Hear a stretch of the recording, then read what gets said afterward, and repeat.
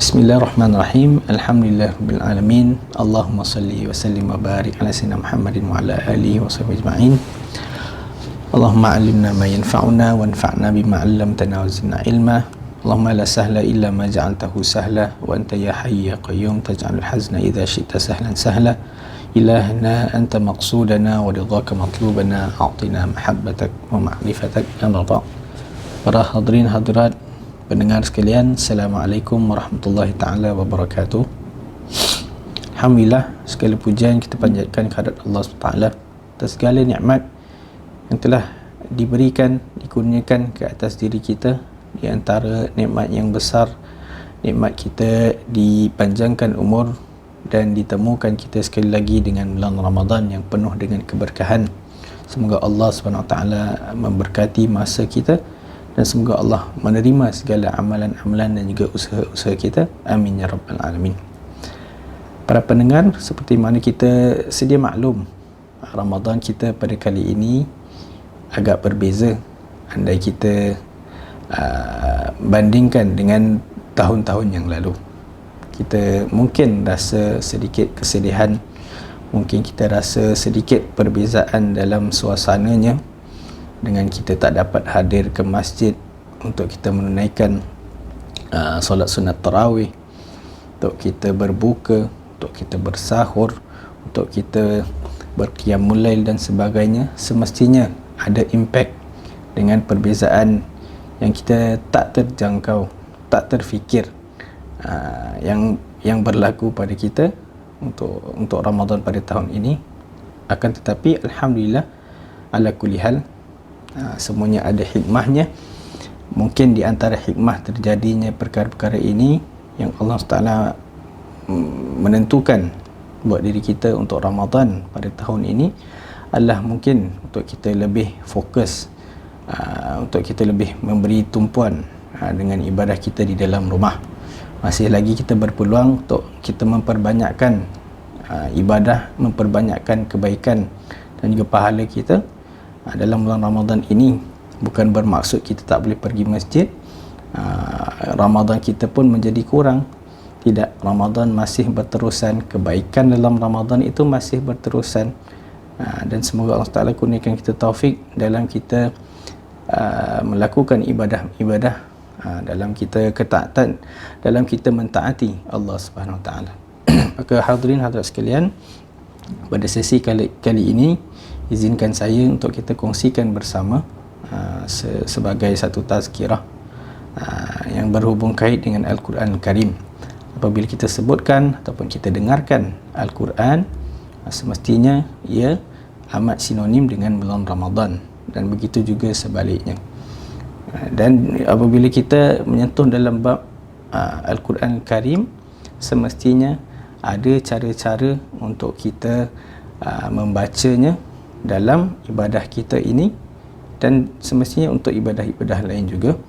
Akan tetapi pada hari ini kita kongsikan, kita fokuskan dalam ibadah kita bersama dengan Al-Quran Al-Karim. Ada tata tertib, adab-adab yang tertentu yang perlu kita pelajari sebelum dan juga semasa kita membaca Al-Quran ataupun bersama dengan Al-Quran. Seperti mana apabila kita menganggap suatu perkara itu amat penting, semestinya kita akan apply adab-adab tata tertib yang tertentu. Apabila kita rasakan sesuatu perkara itu amat penting bagi kita, semestinya lah kita akan lebih fokus dalam cara bagaimanakah untuk kita melakukan perkara itu dengan sebaiknya. Dan begitu juga kita apply dalam kita berhubung dengan Al-Quran Al-Karim. Maka di antara adab-adab kita bersama dengan Al-Quran, yang pertama yang boleh kita kongsikan bersama adalah berkaitan dengan niat kita. Semestinya setiap amalan kita, seperti mana sabda baginda SAW dalam hadis yang masyhur, innamal a'malu binniyat, setiap sesuatu amalan, perbuatan itu berbalik kepada niatnya, berbalik kepada apa yang dimaksudkan dalam hatinya. Apabila kita membaca ayat suci Al-Quran Karim, adakah ia semata-mata kerana Allah SWT 100%, ataupun kita lakukan membaca Al-Quran itu untuk selain daripada Allah Taala.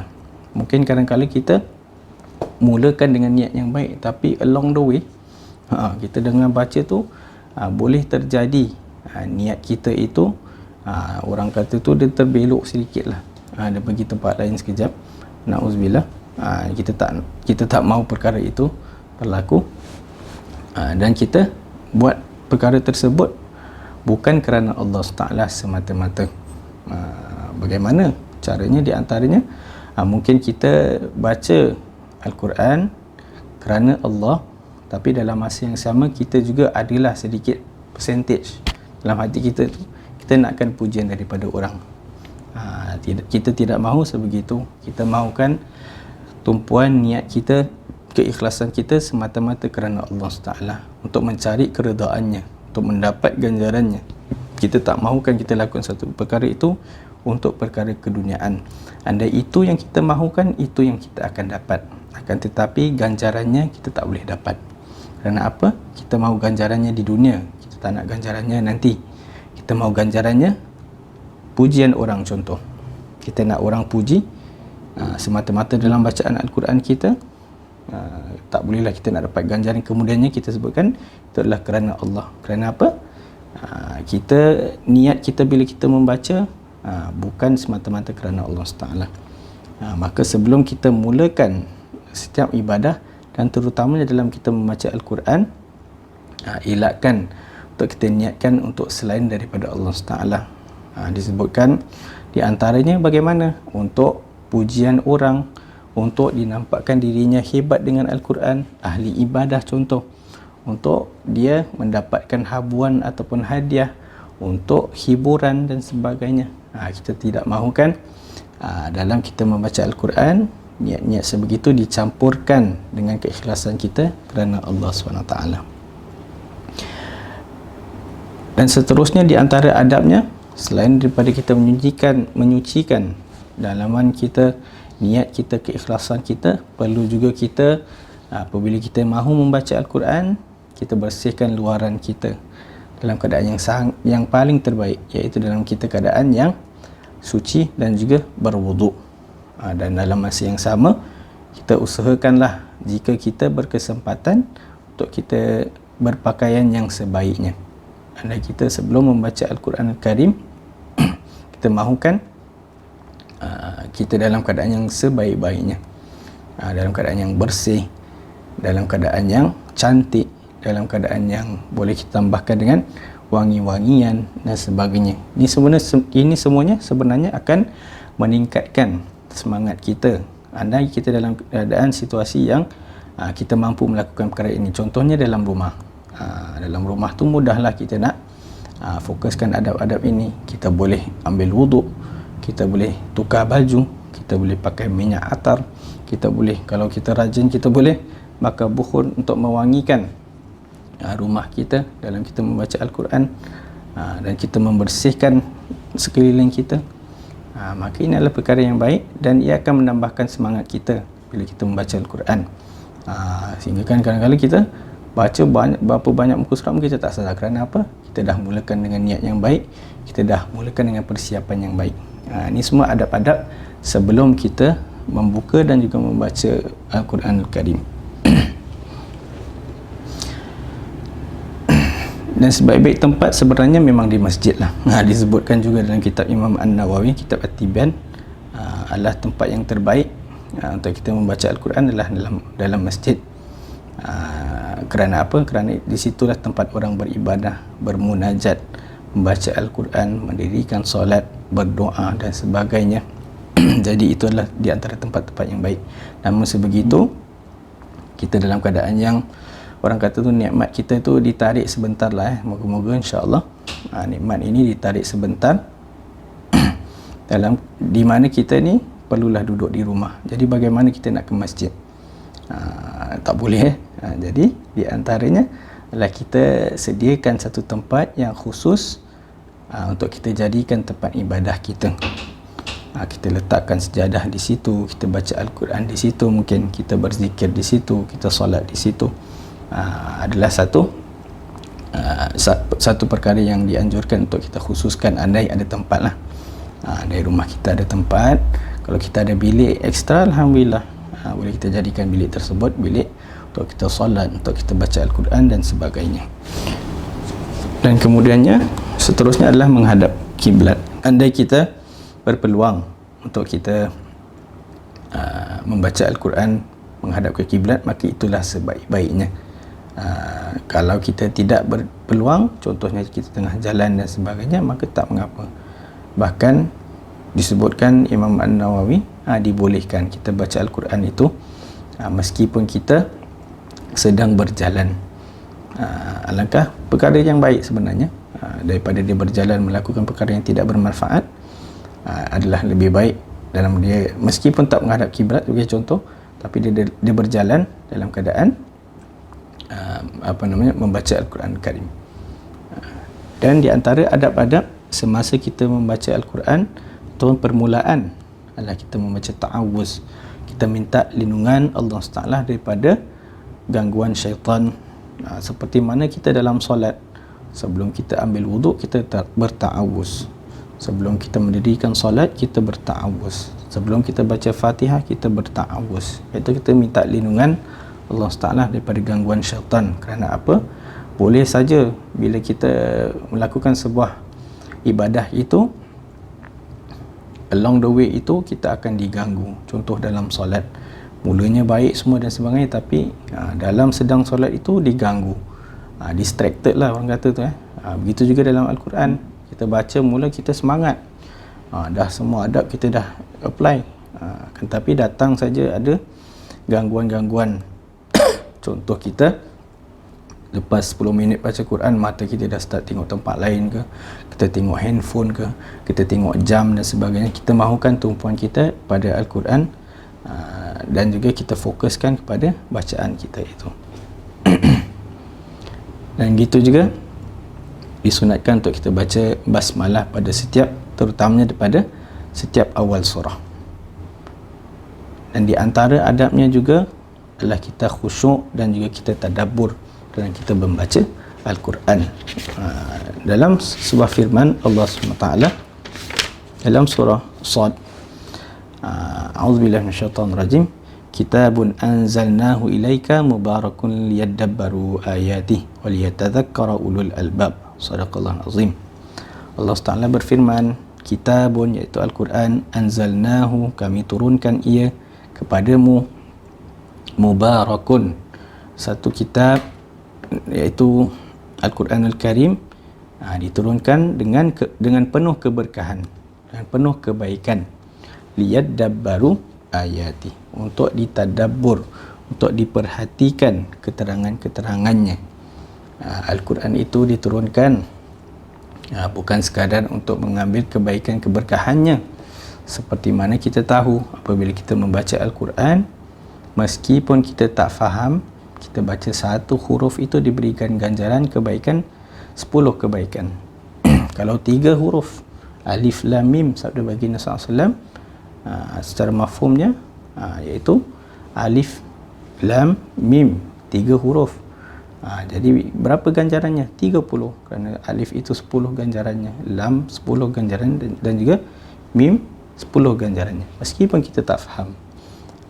Akan tetapi ayat suci Al-Quran ini, dalam surah Sad ini, tidak terhenti di situ, disambungkan, diterangkan liyadabbaru ayati, untuk dibaca, difaham, dan juga untuk kita memperhatikan keterangan-keterangannya, untuk kita fikirkan tentang ayat-ayat suci Al-Quran Karim. Kerana itu, tuan-tuan puan-puan yang rahmati Allah, apabila kita membaca Al-Quran Karim, kita perlu ingat 3 perkara. Yang pertama, kita bertilawah, kita baca kerana Allah SWT. Yang kedua, kita bertadabbur, iaitu kita cuba sedaya upaya kita untuk memahami. Kerana itu, para salafus salih menyatakan bahawasanya, andai aku membaca surah Al-Zalzalah dan juga surah Al-Qari'ah daripada Juz Ammah, 2 surah ini, dengan aku faham setiap ayat, setiap apa yang dimaksudkan dalam ayat itu, lebih baik bagiku berbanding apabila aku membaca Al-Quran sepenuhnya tanpa pemahaman ataupun tanpa fikirkan tentang ayat-ayatnya. Kerana apa? Tadabbur itu memberikan kesan yang lebih panjang. Kita akan fikir, kita akan lebih memahami apa yang disampaikan daripada Allah SWT, berbanding dengan kita baca Al-Quran sepenuhnya kita khatam. Ramadan tu kita khatam, tapi sedih kalau kita tidak dapat berpeluang untuk kita memahami dan bertadabbur daripada ayat-ayat suci Al-Quran Karim. Kerana itu berbalik kepada ayat suci Al-Quran tadi kita sebutkan tadi dalam surah Sad, liyadabbaru ayat, diturunkan untuk ditadabbur, diturunkan untuk difahami. Kerana apa? Itulah hadaf utama Al-Quran itu diturunkan, bukan berhenti pada bacaan sahaja. Perlu kita faham Al-Quran itu, perlu kita baca dengan faham sebaik-baiknya, sedaya mampu kita. Seperti contoh kita baca sebuah buku, kita dah baca khatam dah dengan guru dan sebagainya. Apabila ditanyakan apa buku tu pasal apa, entahlah. Jadi kita dapat manfaat baca, akan tetapi kurangnya manfaat kerana kita belum faham isi kandungan buku tersebut. Atau surat khabar kita baca daripada muka surat 1 sampai hujung. baca semua baik, kita boleh baca dengan baik. Tapi bila orang tanya, tu dia cakap pasal apa, entahlah, aku tak tahu. Jadi manfaatnya tu ataupun hadafnya belum tercapai. Jadi dalam kita membaca Al-Quran, perlulah kita fokuskan dalam tadabburnya juga. Dan yang ketiga, balik tadi, pertama tilawah, kedua tadabbur, yang ketiga adalah kita beramal dengannya. Perlu kita dah baca, dah boleh baca dengan baik ataupun dengan sempurna, kemudian kita bertadabbur, kita faham, dan kemudiannya kita beramal dengannya. Penting untuk kita, bila kita baca Al-Quran, kita ingat 3 perkara ni: tilawah, tadabbur, dan juga kita beramal. Dengan keadaan kita stay home ini, kita duduk rumah, dalam kita baca Al-Quran, dalam masa yang sama kita tadabbur. Bagaimana cara kita tadabbur? Di antaranya kita baca kitab, dan di antaranya kita hadir majlis-majlis, kelas-kelas ilmu yang ada online. Inilah peluang bagi kita untuk kita mengambil manfaat ini. Kita tengok makin banyak kelas-kelas agama, semua masjid ada, kebanyakan masjid dah lakukan. Mungkin ada asatizah yang kita minat, mana tak kisah, yang penting kita pelajari, kita ambil, kita manfaatkan masa kita, terutama dalam Ramadan. Meskipun dianjurkan untuk kita membaca Al-Quran, dalam masa yang sama kita mahukan bertadabbur. Kita cuba memahami isi kandungan Al-Quran, dan kemudiannya semoga Allah beri kita taufik dalam kita beramal dengannya. Kemudian di antara adab-adabnya juga adalah kita dalam kita tadabbur, dalam kitab Tibyan Imam An-Nawawi ada sebutkan dalam bab tadabbur itu disambungkan dengan galakan mengulang ayat untuk tadabbur. Digalakkan untuk kita ulang, maksudnya dibolehkan. Anda kita terkesan dengan sebuah ayat itu, kita dibolehkan untuk kita ulang-ulang ayat itu dengan faham, bukan dengan main-main lah. Begitu juga dalam kita menangis ketika membaca. Digalakkan untuk kita cuba sedaya upaya untuk kita terkesan dengan ayat suci Al-Quran Karim apabila dibacakan. Kalau kita tak boleh nak keluar air mata dengan sendirinya, kita perlu praktis untuk kita banyakkan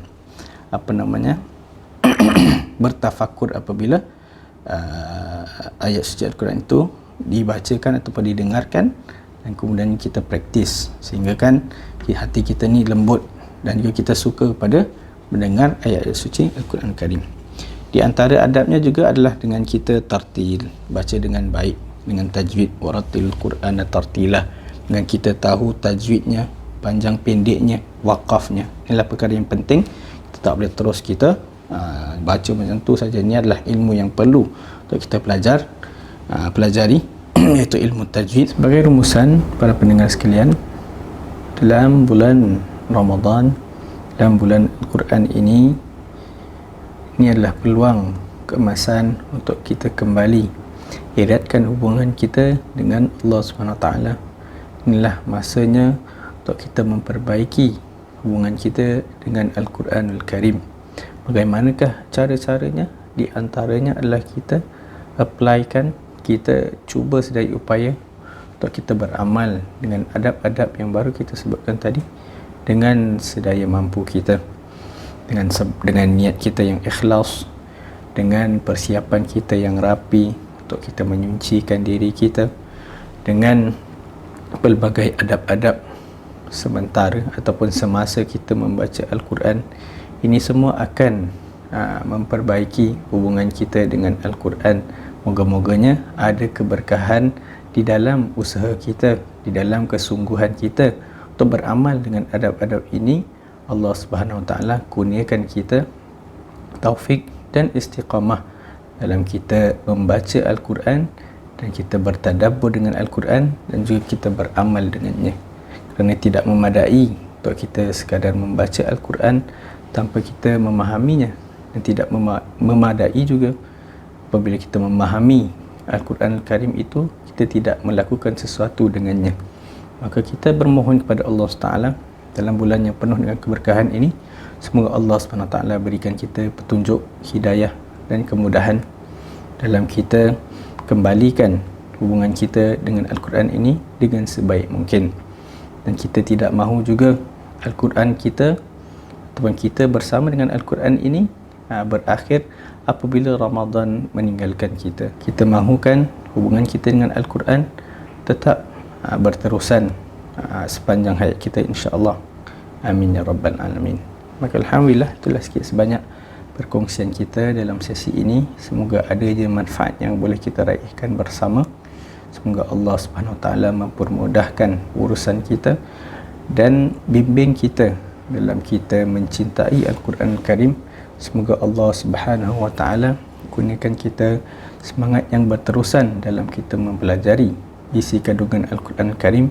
Semoga Allah SWT berikan kita peluang untuk sentiasa kita bersama dengan Al-Quran Al-Karim, dan semoga Allah SWT menerima segala amalan dan juga usaha-usaha kita. Amin ya rabbal alamin.